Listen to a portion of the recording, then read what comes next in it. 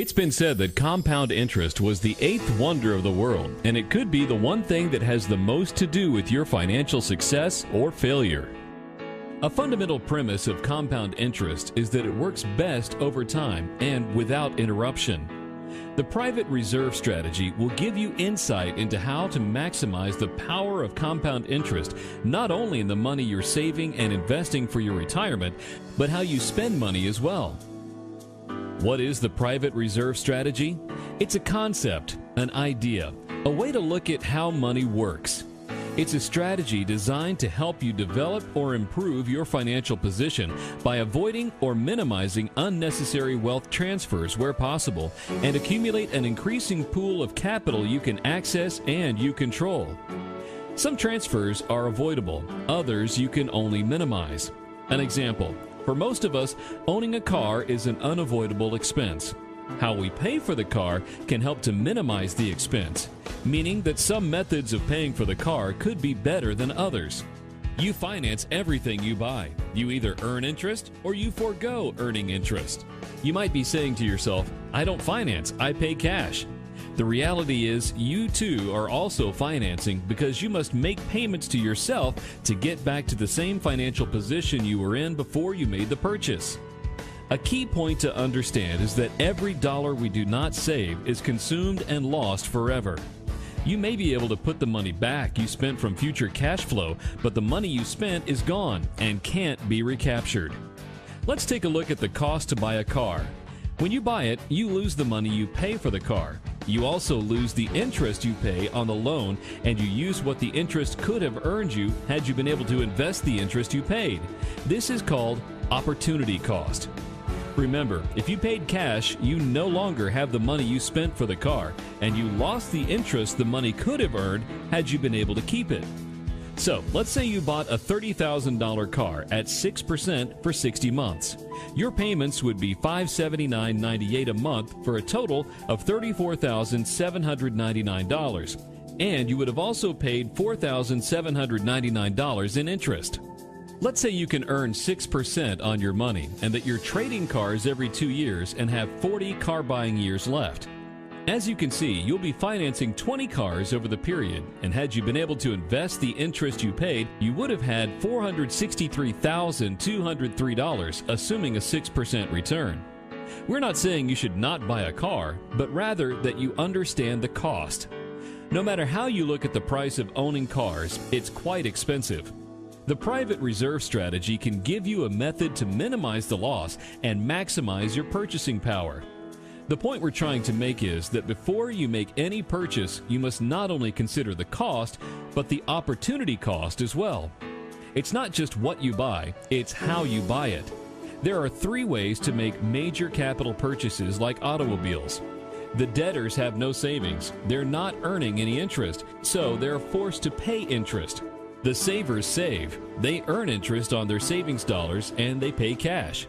There's another option which we call the wealth creators. They save, they earn compound interest, and they collateralize their major capital purchases. Collateralization simply means they pledge a portion of their money as security for an amortizing loan against their cash position. Their money is still earning interest while they're paying interest. Let's look at an example of all 3 positions. This is the zero line. It signifies a financial position where one has nothing and owes nothing. Zero. Let's look first at the debtors. They have no money, so they're forced to borrow against their future and go below zero. They make payments of both principal and interest, working their way back to zero. Unfortunately, it's easy to find oneself trapped in this position. The next position are the savers. They postpone gratification and put money away to be able to pay cash for their purchases in the future.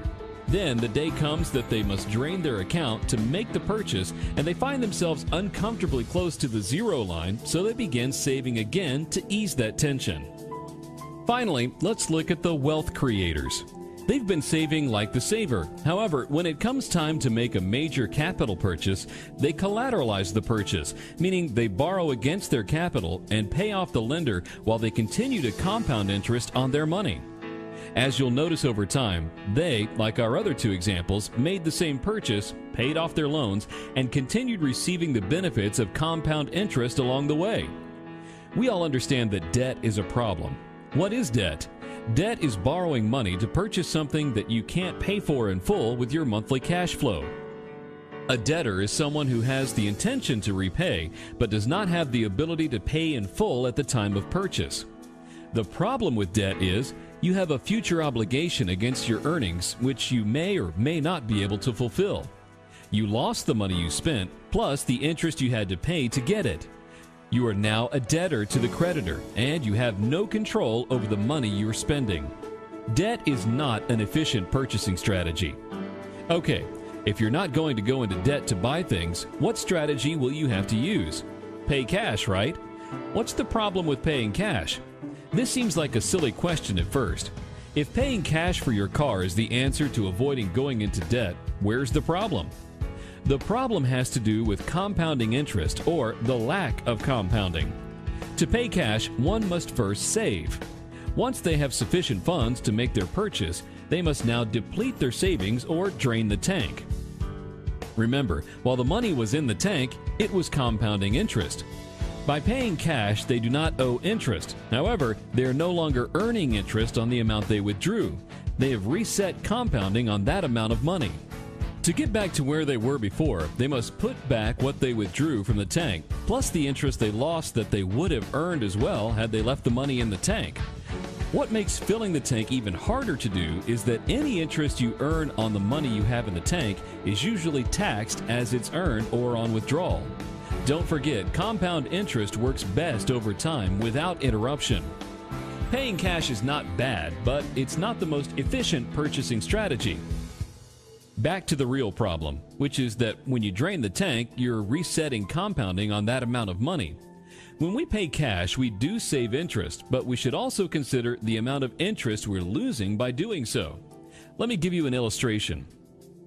Suppose you have $50,000 in your tank. You're earning 5% interest, and you're going to look at the results over 30 years. You're going to drain the tank at the beginning of the period, and you're going to put the $50,000 back over 4 years. Had you not drained the tank, it would have grown to $216,097. Draining the tank one time and putting it back in 4 years and allowing it to compound the remainder of the period, 26 years, will only grow to $177,784. To drain the tank once costs $38,313. You did save interest, but you also lost interest. How many times do you want to reset the compounding cycle? Let me introduce you to the private reserve strategy. Remember, the private reserve strategy is not something you buy, but a concept you employ. It's a strategy that gives you a way to solve your need for capital while you're saving for your future. How does it work? You have money in an account which we're going to call your private reserve. It can be any account of your choosing. You want to make a major capital purchase. Let's assume you want to buy a car. Rather than draining your tank to do it, you secure a loan from a financial institution against the money you have in your private reserve account. The institution gives you a check for the amount you have borrowed and you make your purchase. You now have an amortizing loan with the institution, and they have a collateral position against your private reserve account. You'll pay the institution interest, which is declining, while the money you have in your private reserve account is earning interest that is compounding. The goal of the private reserve strategy is to increase long-term efficiency by leveraging the differences between amortized payments and compounding interest. Let's look at an illustration using a $30,000 car purchase. Let's assume you had to pay 5% interest on the loan over 5 years. Your monthly payments would be $566. At the end of the 5 years, you would have paid $3,968 in interest. If you had $30,000 in an account earning 5% for 5 years, you would have earned $8,501 in interest while you were paying $3,968. To be correct, you must also calculate the interest you are losing on the amortized payments as you go. Any interest paid is interest lost.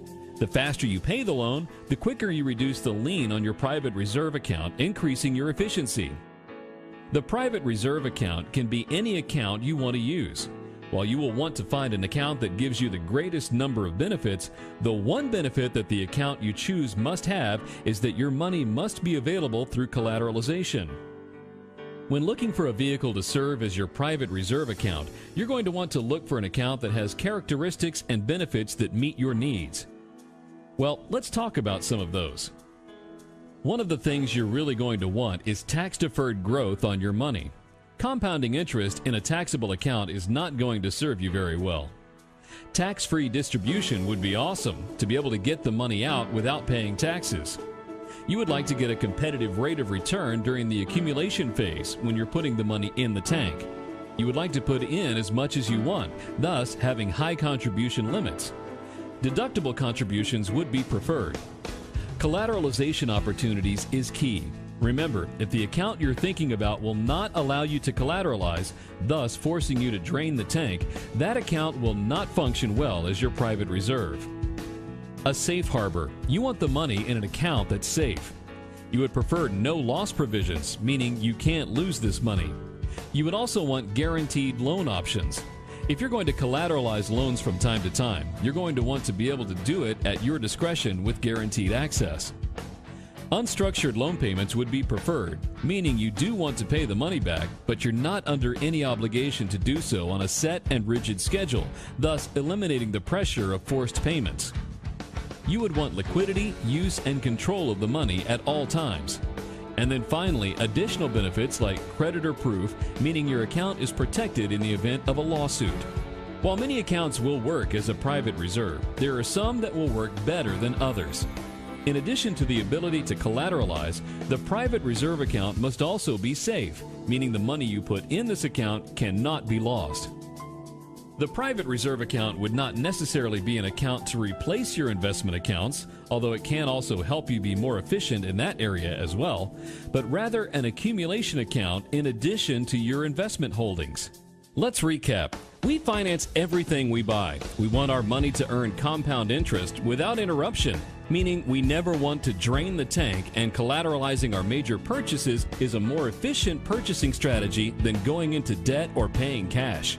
To learn how you can employ the private reserve strategy and have your money compounding interest while you still have access to it, give us a call and schedule an appointment today.